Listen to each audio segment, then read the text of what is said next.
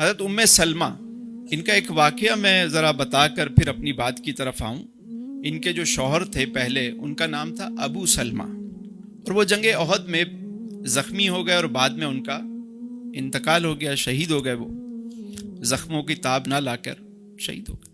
ام سلمہ غم میں تھیں، میرے آقا کریم علیہ السلام کے پاس پہنچیں تو حضور علیہ السلام نے صبر کی تلقین فرمائی، پھر فرمایا ام سلمہ اس دعا کو پڑھ لیا کرو، اس دعا کی برکت سے تمہیں رب جو ہے وہ بہتر نعم البدل عطا فرمائے گا۔ کیا فرمایا میرے آقا کریم نے؟ ام سلمہ یہ دعا پڑھ لیا کرو، اس دعا کی برکت سے اللہ تمہیں بہتر نعم البدل عطا فرمائے گا۔ دعا کیا تھی؟ دعا ہے انا للہ و انا الیہ راجعون، اللہم اجرنی فی مصیبتی واخلف لی خیرا منہا۔ دعا یہ، اتنا حصہ تو یہ آیت مبارکہ کو تو سب جانتے ہی ہیں، انا للہ و انا الیہ راجعون۔ آگے ہے اللہم اجرنی فی مصیبتی، اے اللہ مجھے اس تکلیف پر اجر عطا فرما، وَأَخْلِفْ لِي خَيْرًا مِنْهَا، اور مجھے اس کا بہتر نعم البدل عطا فرما۔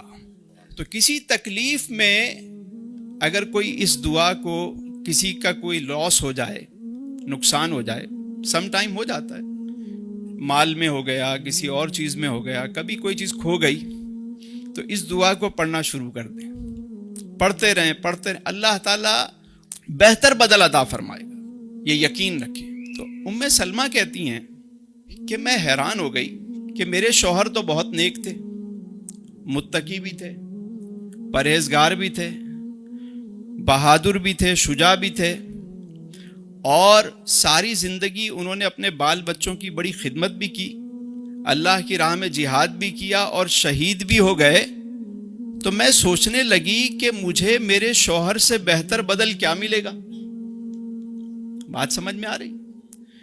لیکن چونکہ یہ دعا میرے آقا کریم علیہ السلام نے عطا فرمائی تھی تو آپ پڑھتی رہیں۔